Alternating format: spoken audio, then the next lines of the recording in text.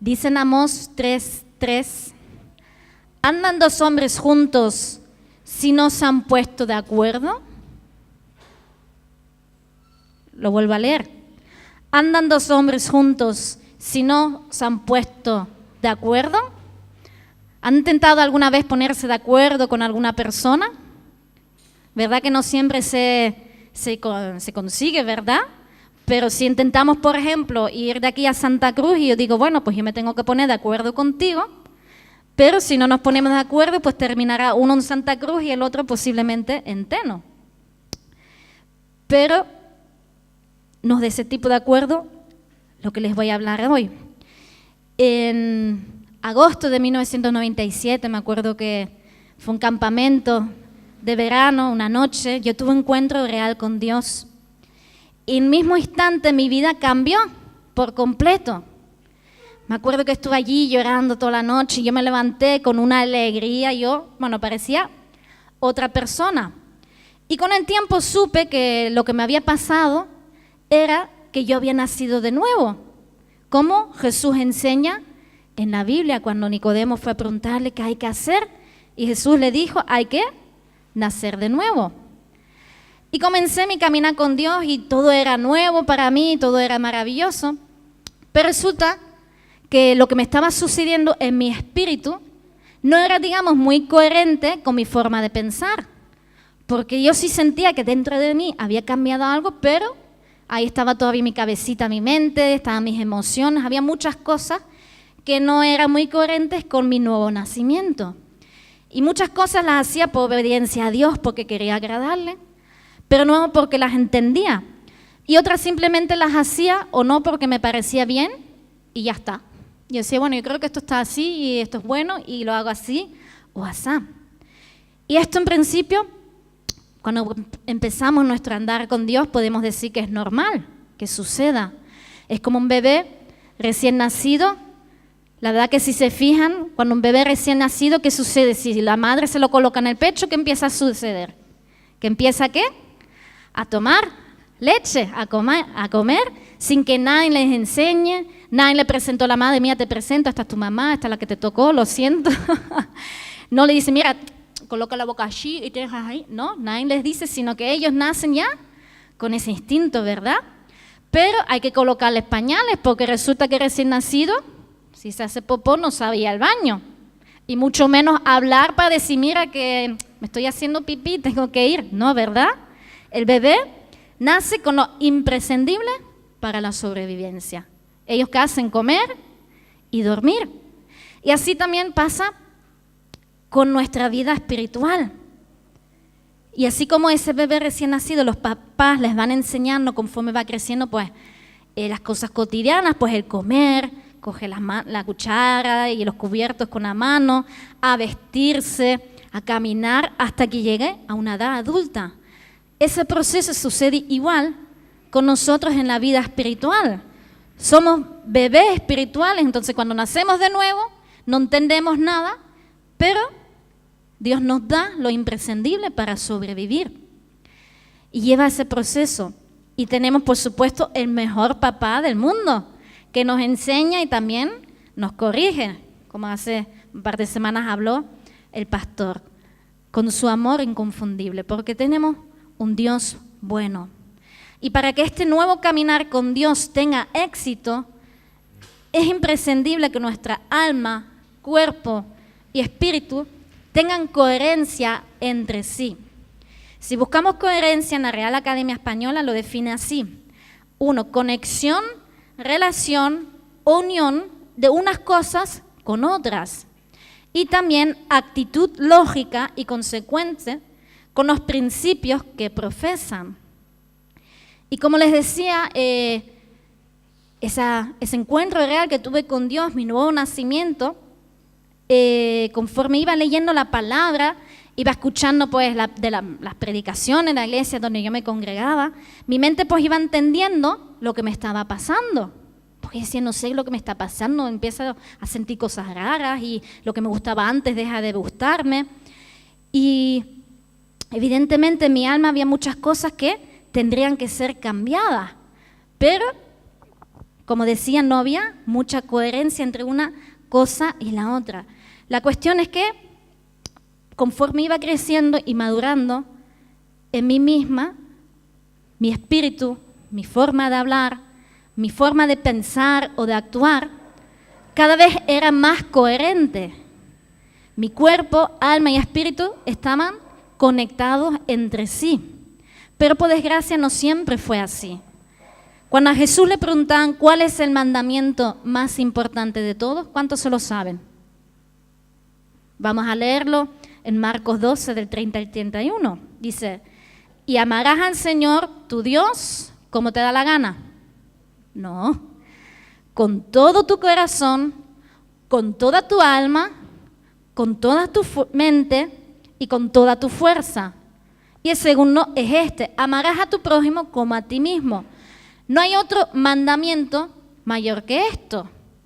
Y yo decía, Señor, te preguntaron por un mandamiento, pero aquí yo cuento por lo menos 5. Amarte con todo mi corazón, con alma, con mi mente, con la fuerza y con a mi prójimo como a mí. Yo veo 5 mandamientos, o ustedes no.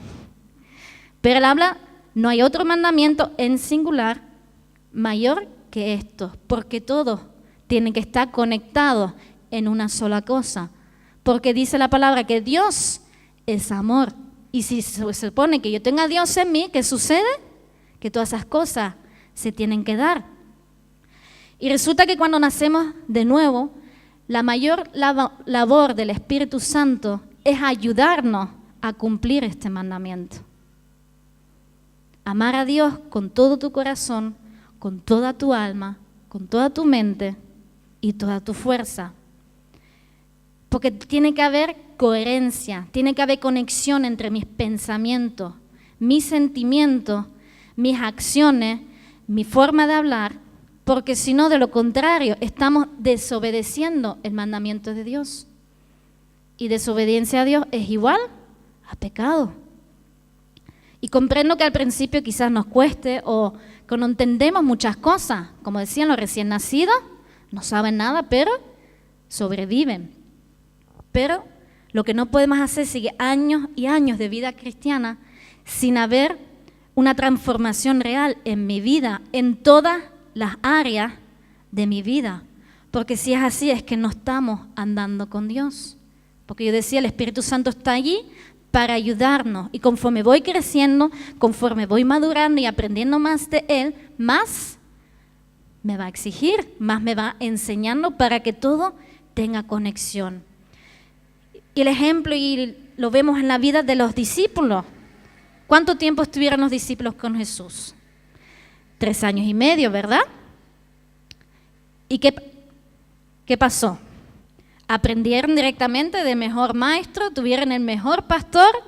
Ellos no podían quejarse, ¿verdad? No, es que pastor que me tocó, no. La verdad que, o no, es que este maestro, no. Les tocó con el Señor de señores. ¿Y cuántas veces los tuvo que reprender Jesús? Por su incredulidad, por sus dudas. Habían visto tantos milagros y sanidades y aún así cuántas veces les dijo, ¿todavía tenéis duro el corazón? ¿Tenéis el corazón endurecido? O les decía, ¿tenéis la mente embotada? ¿Es que todavía no entienden? Incluso les dice, voy a morir, pero el tercer día voy a resucitar, todas estas cosas tienen que suceder. ¿Y qué pasa? Que en Getsemaní dicen, esto no, nos mandamos a mudar antes que nos cojan. Y lo dejaron solo. Pero cuando Jesús resucita, ellos deciden quedarse en Jerusalén, a esperar la promesa del Espíritu Santo. Comenzaron a hablar, a pensar y a actuar, ya no como ellos pensaban o querían, sino como Dios quería que fuese. Qué cambio, ¿verdad? Podemos leer entre los evangelios y a Hechos de los Apóstoles. ¿Son personas diferentes o no? ¿Qué sucedió allí en ese lapso de tiempo? Vemos los incrédulos, los que dudaban, con corazón endurecido, a Hechos de los Apóstoles, los que creían, los que predicaban con denuedo, dentro y fuera de tiempo, con sanidades, con milagros. ¿Qué pasó? Porque dije, los discípulos habían recibido, las enseñanzas de Jesús, caminaban cerca de Él, dejaron todo para estar con Él. Mi pregunta es, ¿estamos caminando cerca de Jesús? ¿Lo estamos buscando diariamente? ¿Le tenemos preparado ese lugar y ese tiempo establecido para Él?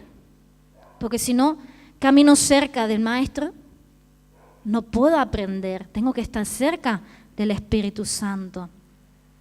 Los discípulos también fallaron, ¿pero qué? Hubo un arrepentimiento, excepto Judas, el que tuvo remordimiento y se suicidó. Porque un arrepentimiento conlleva un cambio de conducta. Si yo, por ejemplo, robaba y me arrepiento, ¿qué hago? Yo intentaré con todo lo posible, con todas mis fuerzas, a devolver lo que yo he robado. Eso significa arrepentimiento, no solamente un cambio de conducta, sino el restaurar el daño que yo he hecho. Eso es arrepentimiento. Entonces, cuando fallamos, ¿tenemos arrepentimiento con cambio de conducta? ¿O tenemos un remordimiento, nos sentimos mal y ya está, y seguimos como si nada? Los discípulos también vemos que aceptaron la corrección de cuando Jesús les reprochó su incredulidad. De eso hablamos la semana pasada. ¿Recibes las correcciones? Porque Dios no puede corregir de muchas maneras, a través de la palabra, o cuando el Espíritu Santo nos trae convicción de mira lo que estás haciendo, o a través de los pastores o de cualquier otra forma. Y los discípulos obedecieron a quedarse en Jerusalén a esperar al Espíritu Santo. Porque ellos se marchaban, dicen, mira, ya el maestro murió, aquí no hay nada que hacer, yo me vuelvo a trabajar, yo me voy aquí, yo me voy para allá. ¿Y qué hace Jesús? Se presenta delante de ella, los corrige y dice, quédense en Jerusalén porque es necesario que yo me vaya, pero os enviaré el Consolador, los enviaré el Espíritu Santo. Pero para eso se tienen que quedar aquí. ¿Y ellos qué hicieron? Obedecieron. Mi pregunta es, si yo sé que el Espíritu Santo es Dios y Él me habla, ¿por qué no lo obedece? Y esa es, digamos, la diferencia entre los evangelios y hechos de los apóstoles. Porque cuando los discípulos fueron bautizados por el Espíritu Santo, comenzaron a predicar las buenas nuevas y fueron respaldados por Dios en todo lo que hacían. ¿Saben por qué? Porque había coherencia en lo que ellos creían, en lo que ellos hablaban y en lo que ellos hacían, sin importarle lo que los demás pensaban de ellos, sino lo que Dios quería que hiciesen, sin importar las consecuencias. Porque a veces decimos, sí Señor, yo quiero, yo creo, yo hablo, yo pienso, pero luego, esto puede traer consecuencias para mi vida. Entonces, ¿qué? Ya mi ego, el yo, va subiendo y el Espíritu Santo va bajando. Pero cuanto menos de yo, más de Dios. Y hay muchos creyentes que comienzan el andar con Dios, pero se quedan a medio camino. Y yo preguntaba muchas veces a Dios, ¿por qué pasa esto? ¿Por qué sucede? Y yo, digamos, llegué a esta conclusión. Son personas que llegan a entregar sus vidas a Dios. Tienen el nuevo nacimiento, tienen ese encuentro personal con Dios, pero no estaban dispuestos a amarlo con todo su corazón, o quizás no con toda su alma, o quizás no con toda su mente, o quizás no con toda su fuerza. Habían áreas en sus vidas que nunca estuvieron dispuestos a entregar a Dios. Por tanto, ¿saben lo que sucede? Que Él deja de andar con nosotros, porque contristamos al Espíritu Santo. Vuelvo a leer Amós 3:3. ¿Andan dos hombres juntos si no se han puesto de acuerdo? Es imposible andar con Dios a nuestra manera. Tenemos que hacerlo conforme Él lo ha establecido. Si no, no hay acuerdo. Si no, Él me dejó unas normas escritas. Yo nací de nuevo, ya estoy en el reino de Dios. Ahora yo tengo que ver cómo funciona el reino de Dios. Pero muchas veces queremos hacerlo a nuestra manera, o como a mí me parece, o esto sí y esto no, y no funciona así. Entonces, ¿qué hace el Señor? Dice, bueno, pues sigue tú por tu camino y yo por el mío. Porque dos no pueden caminar juntos si no estamos de acuerdo. Y para ponerme de acuerdo con Dios, primero yo tengo que ser coherente con lo que hago, aunque nadie me vea, sabiendo que Dios sí me está viendo. Tengo que ser coherente con lo que digo dentro y fuera de la iglesia. Porque a veces dentro de la iglesia, ay hermanito, que Dios te bendiga. Ay, qué guapo está. Y luego, pues, ¿viste tú cómo me miro? ¿Qué estoy diciendo? O en la iglesia soy toda simpática, toda amable, y luego llego a casa y soy una fiera indomable. O sea, tengo que ser coherente con lo que digo todos los días, las 24 horas, en todo lugar. Tengo que ser coherente con lo que pienso. Porque cuando llevamos ya años, llevamos años cristianos, ay no, lo de criticar está mal. Yo no hablo de nadie, pero pienso mal del hermano. ¿Estás en las mismas? ¿Es igual de pecado el pensar que el decirlo? Lo que pasa es que si lo piensas, lo terminarás diciendo, lo más seguro. Entonces tengo que ser coherente con lo que pienso, porque dice Filipenses que debo pensar en que todo lo verdadero, todo lo digno, todo lo justo, todo lo puro, todo lo amable, todo lo honorable. En eso tengo que pensar. Bueno, pastoras, pero es que no todo es bueno, no todo es digno, no todo es honorable. ¿Qué hago con eso? Desecha ese pensamiento. Deséchalo. Señor, este pensamiento no te agrada, perdóname. Ayúdame a pensar bien. Ayúdame a pensar en lo digno. Y si Dios nos muestra cosas, muchas veces, ¿para qué? Oremos por esas personas. Y Dios muchas veces nos prueba no poco a ver que cuánto confiables somos, porque a veces oro por la gente y evidentemente como pastores tenemos carga por muchos de ustedes. Pero el Señor me dice, son mi novia, tienes que tratarlos como tal. Si yo fuese a hablar, tuviese mañana una cita con la hija de los reyes de España, ¿cómo actuaría? Primero me vestiría bien, para oler bien, para no ir. Dije, bueno, vamos a ir presentable. Y tampoco iríamos y nos sentaríamos ahí con las piernas en alto. Oye, mira, que resulta que el país a ver cómo va. No, ¿verdad? Pensaríamos bien lo que vamos a decir. Pensaría bien qué es lo que voy a decir. Y así es como tiene que ser en el caso que Dios te manda hacerlo. Si no, no lo hagas. Porque sí, está el don de la exhortación, está en la Biblia, está en la palabra de Dios, pero no todos lo tienen.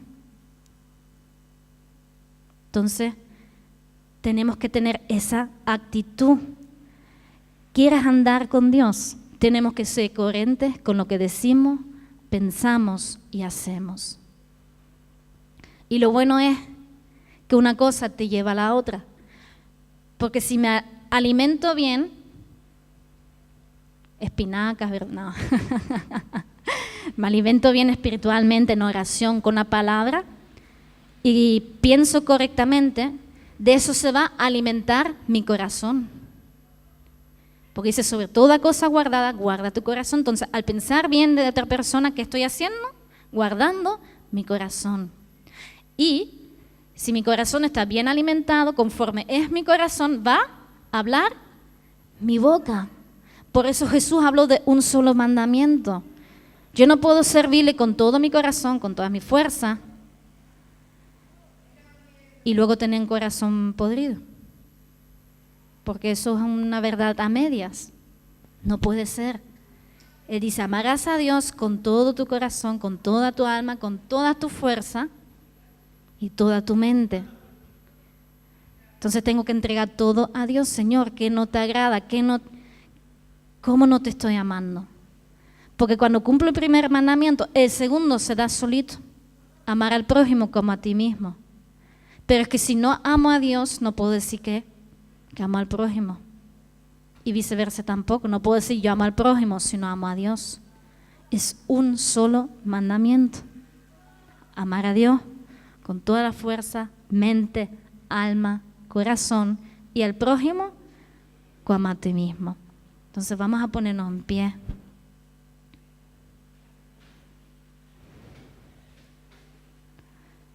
Y te pregunto nuevamente, ¿quieres andar con Dios?